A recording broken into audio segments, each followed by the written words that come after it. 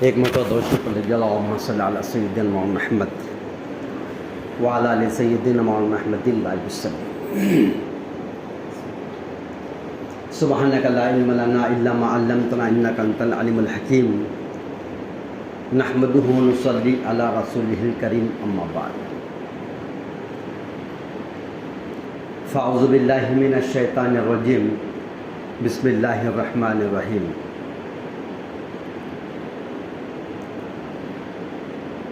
من یہد اللہ فہو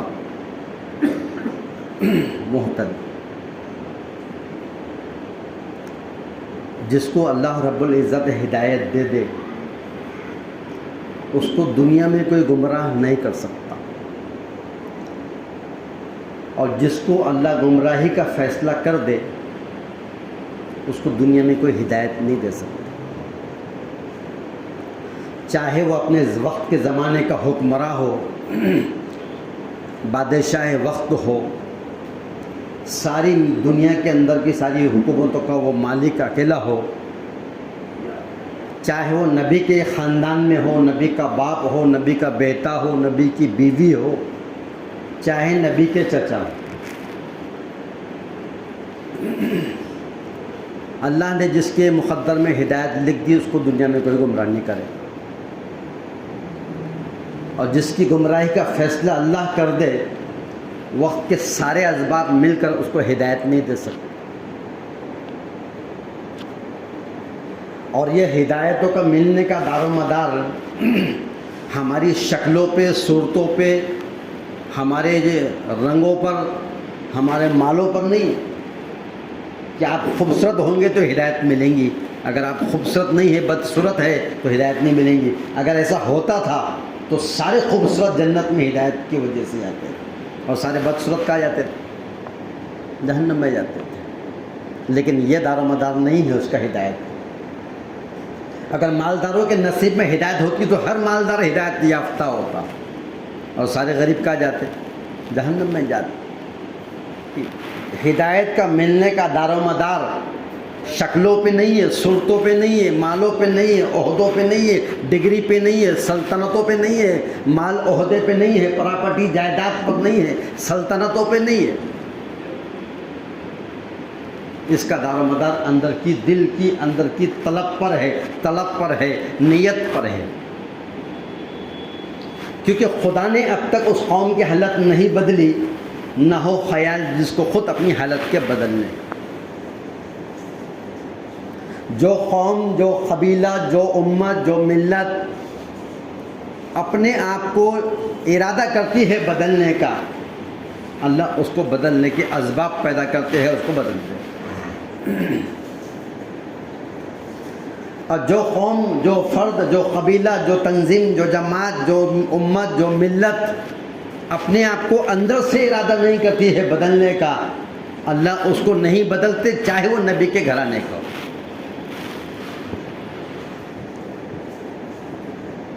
اس سے پہلے بھی میں نے بتایا تھا کہ ایک شخص دنیا میں ایسا گزرا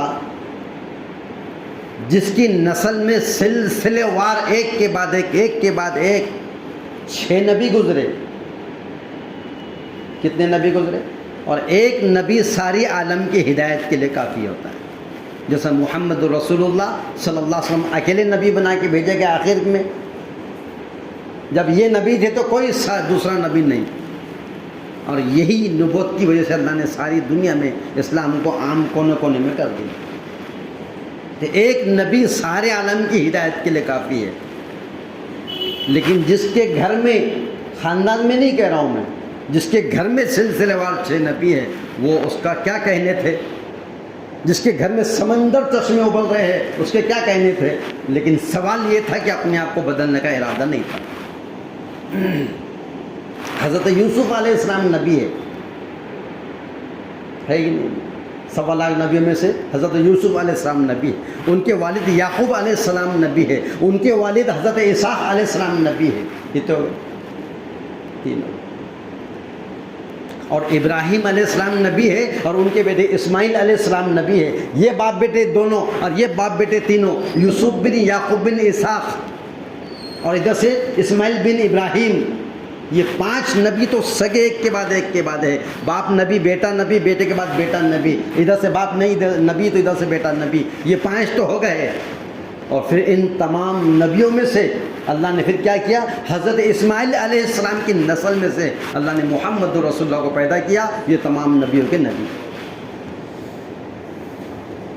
6 نبی کی نسل کا رکھنے والا شخص یوسف بن یعقوب بن اسحاق بن، اب ان تمام کے جو باپ آزر، ابراہیم علیہ السلام کے باپ کا نام تھا آزر، کافر تھے، بت بنانا پیشہ تھا، بت کو پوجنا کرنا عبادت اور جو تو پرستش کرنا تھی. بت بناتے تھے، بیچتے تھے، اس کی پوجا کرتے تھے اور اس کی ساری اس کی جو تو تشریح دعوت چلایا کرتے تھے. اور جہاں سے کفر پنپ رہا تھا، جہاں سے کفر جنم لے رہا تھا، اللہ نے وہ گھرانے میں سلسلے وار 6 نبی کو پیدا کیا. لیکن 6 نبی کے ہونے کے بعد بھی وہ شخص کلمہ اس لیے نہیں پڑھا ہے کیونکہ اندر سے ارادہ بدلنے کا نہیں. اللہ کا شکر کرو کہ بغیر کچھ کرے کہ اور بغیر کسی نبی کے خاندان میں آئے کہ اللہ نے ہم کو ایمان دے دیا. الحمدللہ الحمدللہ. ہم نے نبی کو دیکھے کیا؟ ہم نے اللہ کو دیکھے کیا؟ ہم نے قرآن کو اترتے ہوئے دیکھے کیا؟ لیکن ہم ہدایت یافتہ ہے، ہم کلمہ لا الہ کے پڑھنے والے ہیں، ہم ایک اللہ کے ماننے والے ہیں. یہ بہت بڑا ہم پر فضل ہے، یہ بہت بڑا ہم پر کرم ہے، یہ بہت بڑا ہم پر احسان ہے. اس احسان کے شکرانے میں اگر کوئی مسلمان یہ سوچے دل سے کہ اللہ تو نے بغیر مانگے ایمان کی دولت ایسی دے دیا، اس کے شکرانے میں زندگی بھر موت تک اور قیامت تک اگر زندگی ملے تب بھی میں سجدے میں پڑے رہوں گا. خدا کی قسم اس کا سجدہ کرنا پھر بھی اس کا شکرانے کے اندر کم پڑے گا. یہ دولت اللہ نے ایمان کی ہم کو دیا ہے جس کی ہم کو خبر ہے.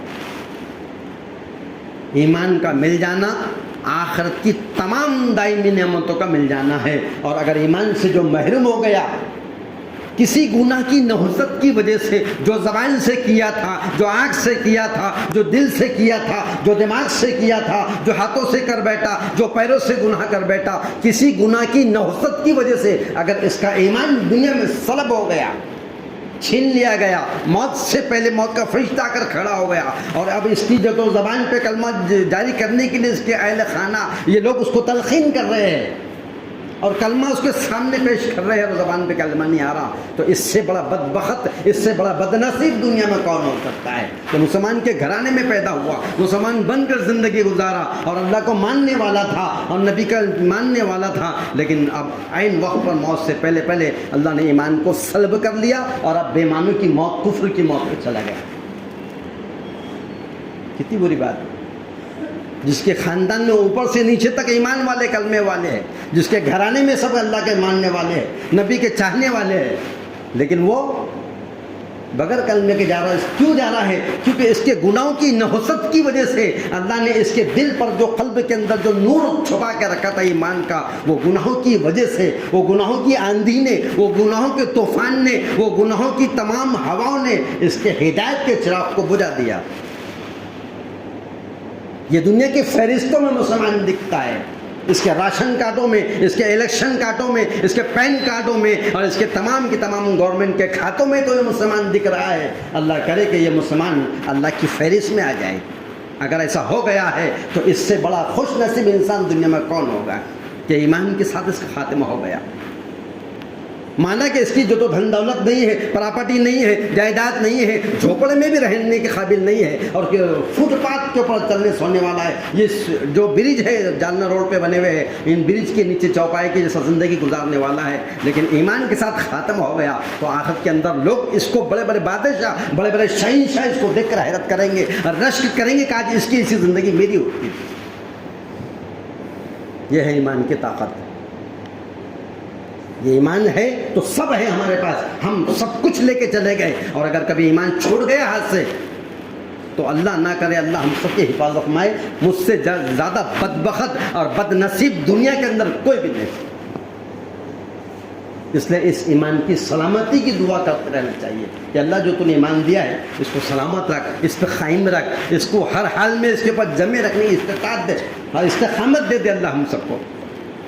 یہ دعا کرنا اللہ سے. مانگنا اللہ سے، اللہ میں اس قابل نہیں تھا، پتہ نہیں میں خود اپنی آنکھوں سے میرے کرتوت کو دیکھتا ہوں، جب سے میں پیدا ہوا، جب سے میری راتیں گناہوں کے بغیر نہیں گزری، میرے دن کبھی حرام کاری کے بغیر نہیں گزرے، لیکن اللہ تو نے ایسا کیا دیکھ لیا مجھ میں کہ اللہ تو نے مجھے ایمان دے دیا؟ یا اللہ میں خود دیکھ رہا ہوں میری گناہوں کے اندر زندگی گزر رہی ہے، میرے رات اور میرے دن اور میرے تنہائیاں میرے حرام کاموں میں گزر رہی ہے، میں جھوٹ پہ جھوٹ بولتا جا رہا ہوں اور میں دھوکے پہ دھوکہ دیتا جا رہا ہوں اور میں لوگوں کے ساتھ کیسا سلوک کر رہا ہوں، یہ سب میں دیکھ رہا ہوں میں، اور اپنے آپ کے اندر میں اس بات کا احساس رکھتا ہوں کہ اللہ میں تو اس قابل نہیں تھا کہ مجھے تو ایمان دے دے، لیکن یہ تیرا ہی فضل ہے، یہ تیرا ہی کرم ہے، یہ تیرا ہی احسان ہے کہ تو نے اللہ ان کو ایمان دے دیا، الحمدللہ۔ پھر اب اللہ سے معافی مانگ لے، پھر اللہ سے ہم توبہ کر لے، پھر اللہ کی طرف واپس آ جائے، اور ہم گناہوں سے معافی کے لیے اللہ نے توبہ کا دروازہ کھولا ہوا ہے، وہ دروازے کے پر جائے، اللہ سے معافی مانگ لے کہ اللہ اب یہ سب چیزیں میرے بس کی بات نہیں ہے، اب مجھے اسی طاقت دے تیرے خزانوں میں سے کہ میں اپنے ایمان اور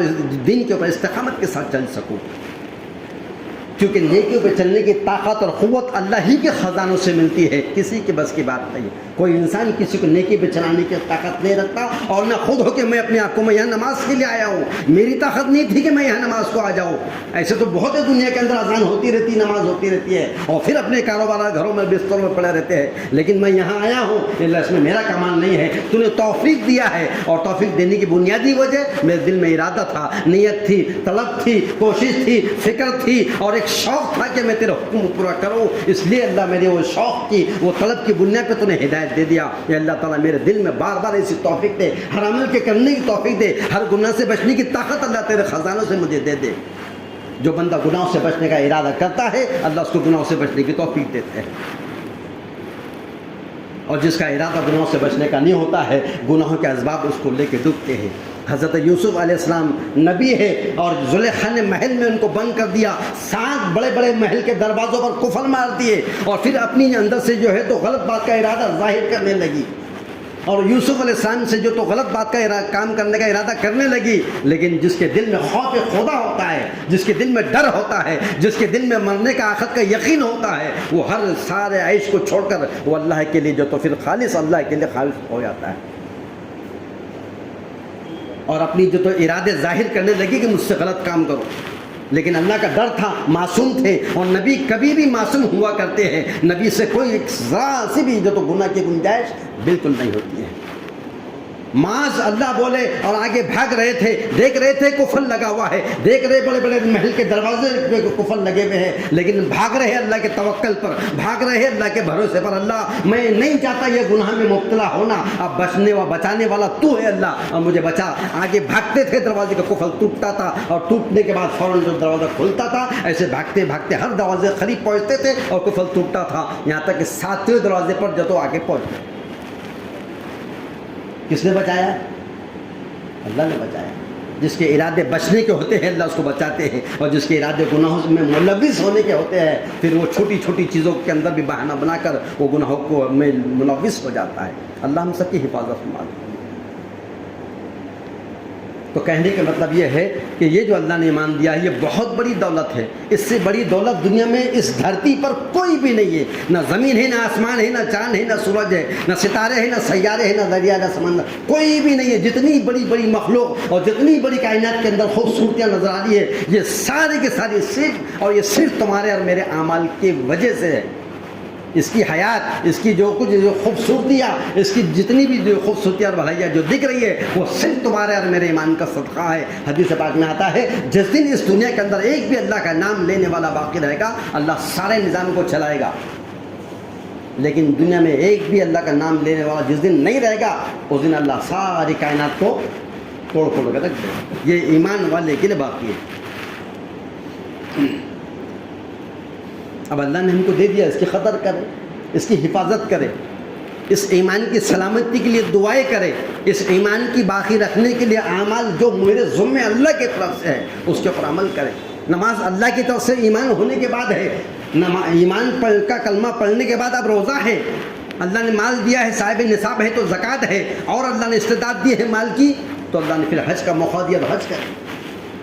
ان اعمال کو اس لیے کرنا ہے کہ میرا ایمان پہ خاتمہ ہو جائے۔ جبکہ حدیث میں آتا ہے اللہ کے رسول صلی اللہ علیہ وسلم نے یہ فرمایا کوئی بھی مسلمان اپنے عمل کی وجہ سے جنت میں نہیں جائیں گا۔ صحابہ کرام رضی اللہ اجمعین پوچھنے لگے کہ اللہ کے رسول آپ بھی؟ اللہ کے رسول کہا کہ میں خود بھی اپنے عمل سے نہیں جاؤں گا جنت میں جب تک اللہ کا فضل نہ ہو جائے، جب تک اللہ کا کرم نہ ہو جائے۔ کیوں؟ کیونکہ اعمال کی توفیق بھی اللہ ہی کی طرف سے ملتی ہے، اور جب اللہ اعمال کی توفیق دیتا ہے تو پھر اللہ قبولیت کے فیصلے بھی کر دیتا ہے۔ یہاں بلایا اس لیے کہ تم سے عمل کرنا چاہتا ہے، اور جب یہاں بلایا ہے دینے کے لیے تو وہ سخیوں کا سخی ہے، وہ دے کے رہیں گا، چاہے ہم اس قابل ہو یا نہ ہو، ہم ہر حال میں اللہ ہم کو دے کے رہے گا۔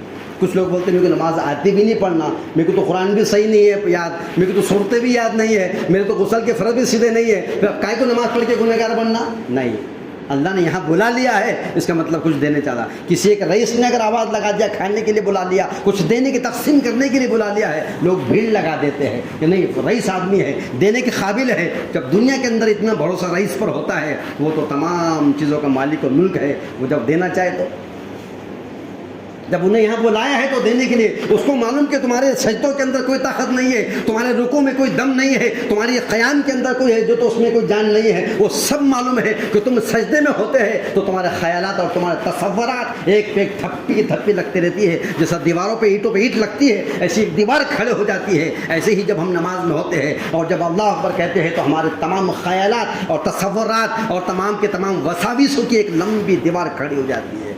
ہم مسجد میں ہوتے ہیں لیکن اس کے باوجود بھی ہم نماز میں اللہ کے سامنے ہمارا جان نہیں ہوتا ہے، توجہ نہیں ہوتی ہے، کوئی تصور ہمارا وہاں نہیں ہوتا ہے، ہم سب باہر ہوتے ہیں، پھر بھی بلا رہا ہے، پھر بھی بلا رہا ہے۔ وہ اس کو معلوم ہے کہ تمہارے رکوع ویسے نہیں جیسا میں چاہتا ہوں، تمہارے سجدے ویسے نہیں جیسے میں چاہتا ہوں، تمہارے خیالات نہیں ہے، تمہارے دل میں توجہ ایسی نہیں ہے، لیکن پھر بھی بلا رہا ہے۔ 5 ٹائم بلا رہا ہے، پھر بھی لوگ آنے کو تیار نہیں، پھر مسجد خالی ہے۔ ہم کب تک ایسے رہیں گے؟ ہماری یہ بدعملی کا نتیجہ ہے جو اللہ تعالیٰ یہ سارے عالم میں ہم کو بتا رہا ہے۔ اس کائنات کے اندر جو تغیرات ہوں گے، جو تبدیلیاں آئیں گی، جو ظلم زیادتی ہوگی، جو دنیا کے اندر جو کچھ بھی ہماری جانوں سے، مالوں سے اور ہماری مذہب سے جو کھیلا جا رہا ہے، کھیل رہے ہیں، اس کا واحد ذمہ دار اگر کوئی ہے تو وہ دوسرا نہیں ہے، وہ پہلا ہے ایمان والا جس کی وجہ سے ہو رہا ہے۔ ہم دوشی کس کو دے دے دوش؟ انہیں ایسا کر رہا، اس کی طاقت نہیں ہے، وہ مسلط کیا ہوا ہے۔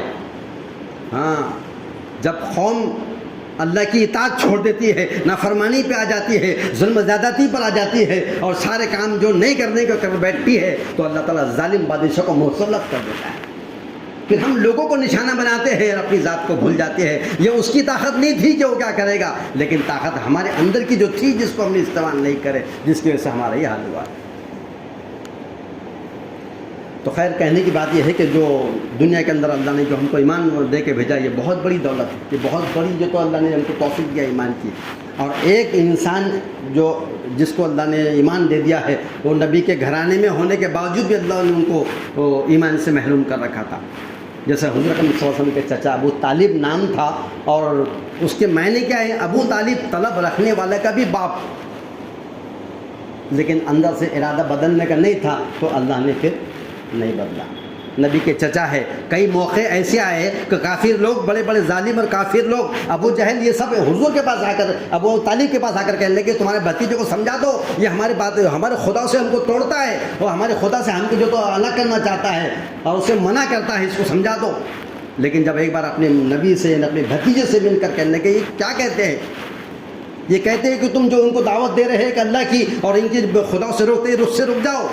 تو بھتیجے حضور کہنے لگے خدا کی قسم چچا جان، اگر میرے ایک ہاتھ میں سورج رکھ دے اور ایک ہاتھ میں میرے چاند رکھ دے اور پھر مجھ سے کہے رک جا، میں پھر بھی رکنے کو تیار نہیں، کیونکہ میں حق کر رہا ہوں۔ اتنا ساتھ دیے، کہنے لگے تم نے سن لیا میرے بھتیجے کی بات، یہی ہے وہ جو کرنا ہے وہ کر کے رہیں گا، تم کو جو کرنا ہے کرو۔ لیکن جب تک وہ زندہ حیات تھے کسی کی ہمت نہیں تھی ان کے اوپر حملہ کر۔ کس کی؟ کون تھا معاون اور مددگار؟ جن کے سینے میں کفر بھرا ہوا تھا، جو نبی کے خاندان میں ہے، جو نبی کے چچا ہے، جنہوں نے پرورش کرے۔ جب آپ صلی اللہ علیہ وسلم پیدا بھی نہیں ہوئے تھے تو پھر پیدا ہونے کے فوراً بعد میں جو یہ پہلے انتقال جو تو باپ کا ہو گیا، پھر بعد میں والدہ کا ہو گیا، پھر چچا تھے انہوں نے ساتھ دیے، بعد میں پھر ہجرت کے 90 برس میں پھر ان کا بھی انتقال ہو گیا۔ لیکن یہ جو چچا تھے ابو طالب، بہت رحم دل تھے، انصاف پسند تھے اور بہت معاون اور مددگار تھے حضور اکرم صلی اللہ علیہ وسلم کے، لیکن آخر تک ایمان کی توفیق نہیں ملی۔ جب ان کی موت کا وقت آیا، ابو طالب کا، حضور اکرم صلی اللہ علیہ وسلم کے چچا کا جب وقت آیا انتقال کا، تو کیا کرے؟ اللہ کے رسول صلی اللہ علیہ وسلم ان کے پاس کہنے لگے چچا جان ایک مرتبہ لا الہ الا اللہ کہہ دیجئے تاکہ اس کلمے کی وجہ سے میں تمہاری کل سفارش کروں۔ ان کو وہاں حکم ہو رہا، ان کو وہاں پر جو تو وہ گزارش کر رہے ہیں، اور یہاں ہم کو بغیر مانگے ایمان ملا، لیکن ہم کو اس کی بھی خبر نہیں۔ اس کے بعد دوسری بار کہنے لگے تو نہیں پڑھے، تیسری بار کہنے لگے نہیں پڑھے۔ جب بار بار کہنے لگے تو حضرت اللہ کے رسول صلی اللہ علیہ وسلم اپنے چچا سے کہنے لگے، اللہ کے چچا جان آپ ایک مرتبہ کلمہ پڑھ لیجئے، اگر آپ زور سے نہیں پڑھ سکتے تو کم سے کم میرے کان میں آہستہ سے پڑھ لیجیے، تاکہ جیسی میں آپ کلمہ لا الہ کا اقرار کریں گے میں گواہ بن جاؤں گا، اور حشر کے میدان میں یہی وجہ سے، کلمے کی وجہ سے میں تم کو جنت میں داخل کروں، کیونکہ جانتے تھے یہ میرے چچا انہوں نے میرے لیے کیا کچھ نہیں کرے۔ جب یہ زیادہ فورس کر رہے تھے اللہ کے رسول اپنے چچا پر، تو حضرت جبرائیل امین آیت لے کر آئے، انک لتہدی من احببت، اے محمد صلی اللہ علیہ وسلم آپ جس کو چاہے اس کو ہدایت نہیں دے سکتے، ولکن اللہ یہدی من یشاء، جس کو ہم چاہتے ہیں ہدایت دے دیں۔ وہاں مانگ رہے ہیں اور نبی ہے اور تڑپ رہے ہیں، اندر سے سینہ جل رہا ہے کہ میرے نبی کو، میرے چچا کو ایمان مل جانا، اس وقت تڑپ رہے ہیں وہاں پر، لیکن ایمان نہیں مل رہا۔ یہاں بغیر تڑپے کے، بغیر مانگے کے اللہ نے ایمان والا بنا دیا، اور ہم اس کی قدر نہیں کریں۔ اللہ ہم سب کو اس کی صحیح قدر کرنے کی توفیق عطا فرمائے۔ یہ جو ایمان ملا ہے یہ بہت قیمتی ہے، یہ ساری دنیا سے بڑھ کر ہے، ساری نعمتوں سے بڑھ کر ہے، اور آخر کی تمام دائمی نعمتوں کا دار و مدار اللہ نے اس کلمے کے اوپر رکھا ہے۔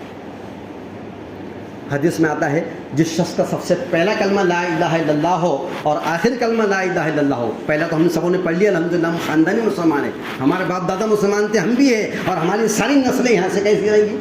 سب کلمے والی رہیں گی انشاءاللہ تعالیٰ۔ لیکن اب کیا ہے، جس شخص کا سب سے پہلا کلمہ لا الہ الا اللہ ہو اور آخر کلمہ لا الہ الا اللہ ہو، 1000 سال اگر زندہ رہیں گا اور جتنے چاہے وہ گناہ کر لے، اللہ کسی گناہ کے بارے میں یہ نہیں پوچھیں گا تو نے گناہ کیوں کرا ہے، کہ 1000 سال میں 100 سال میں کوئی دکھ رہا ہے یہاں کبھی؟ 1000 سال اگر زندہ رہیں گا اور چاہے جتنے گناہ کر لے، ایک گناہ کے بارے میں اللہ یہ نہیں پوچھے گا کہ تو نے گناہ کیوں کیا۔ کیوں؟ کیونکہ پہلا کلمہ تو ہم نے پڑھ لیا الحمدللہ، لیکن جو آخری کا جو کلمہ ہے وہ زبان پہ آئیں گا تو گناہوں کا مطالبہ ختم ہو جائے گا، اور وہ زبان پہ کب آئیں گا معلوم؟ جب وہ اللہ کے حکم میں پورا کریں گے، جب نبی کے طریقوں پہ چلیں گے، اور جب سنتوں پہ چلیں گے، اور جب اللہ کی نبی کی محبت میں ہم اگر جو فرمان کی اس پہ دین پہ چلنے کی کوشش کریں گے، تو اللہ تعالیٰ ایک وقت آئے گا کہ زبان پہ آٹومیٹک اعمال صالحہ کی برکت سے زبان پہ کلمہ جاری کر دے۔ اور اگر کبھی ایسا نہیں ہوا کہ ہم دنیا میں آئے کلمہ والے بن کر، مسلمان بن کے زندگی گزارے، مسجدوں سے بھی تعلق ہے سب ہے، لیکن کسی گناہ کی نوسط کی وجہ سے اگر کلمہ زبان سے چلا گیا اور موت سے پہلے اگر یہ امانت چھین لی گئی کبھی، تو اللہ ہم سب کی حفاظت فرما دے کہ دنیا میں مسلمان تھا، اس کا نام فہرستوں میں مسلمان تھا، سب کچھ تھا یہ، لیکن پھر اب آخرت میں اس کا اللہ ہی ہے حفاظت کرنے والا، کیونکہ حشر کے میدان میں 3 عدالتیں رکھی جائیں گی، 3 عدالتیں ہوگی۔ پہلی عدالت، اب حشر کا میدان قائم ہے تو 3 عدالتوں سے ہر انسان کو گزرنا پڑے گا۔ پہلی عدالت کے اندر ایمان اور کفر کا موازنہ ہوگا کہ بتا اس کی تیرے سینے میں ایمان ہے کیا، اور اتنا ایمان کے بارے میں مطالبہ ہوگا جتنا رائی کے دانے کے برابر۔ وہاں سے جب وہ گزریں گا، ایک عدالت میں سے لا کے اس کو دوسری عدالت میں جانا ہے، تو پہلی عدالت میں جو مطالبہ ہوگا اس سے وہ ایمان اور کفر کے بارے میں کہ بتا ایمان ہے کیا۔ اگر اس کے سینے میں رائی کے دانے کے برابر ایمان ہے تو اس کو دوسری عدالت میں پار کر دیں گے، یہاں سے بچ گیا۔ اب اس کے آگے چانسز ہے کہ یہ سنبھل سکتا، بچ سکتا، اس کی آخرت بن سکتا۔ اگر اس کے سینے میں ایمان اتنا بھی نہیں ہے جتنا رائی کے دانے کے برابر، جو آچار میں ڈالتے ہیں ہم رائی کے دانے، اتنا بھی اگر اس کے سینے میں ایمان وہاں نہیں ہے تو ادھر کے ادھر ہی اس کو جہنم میں پھینک دیا جائے گا، اور یہ جہنم میں کٹ کے گرے گا، اور جب یہ جہنم میں جلے گا تو اس کی زندگی میں کبھی ایسا ٹائم نہیں آئے گا کہ یہ کبھی بھی جہنم سے نکل کے جنت میں، ایسا کبھی بھی نہیں آئے گا، اور وہ زندگی ہمیشہ کی ہوگی۔ اللہ ہم سب کی حفاظت کرنا۔ ایک عدالت سے پار ہوگا، الحمدللہ بچ گیا، جینے کی چانس ہے، امید ہے بھی آئے گی۔ اب دوسری عدالت میں لایا جائیں گا، اور دوسری عدالت میں جب لایا جائے گا تو وہاں کیا پوچھیں گے؟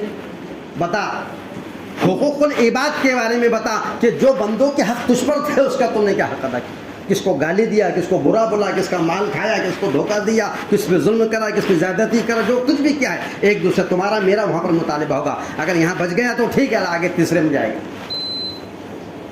اور تیسری عدالت میں یہ ہوگا کہ بتا فرض کتنی، نماز کتنے پڑھے، روزے کتنے، زکات۔ اللہ ہم سب کی حفاظت فرما دے، عمل کی توفیق فرما دے، اور جو ایمان اللہ نے دیا ہے اسی پر ہم سب کا خاتمہ بالخیر فرما دے۔ جزاک اللہ۔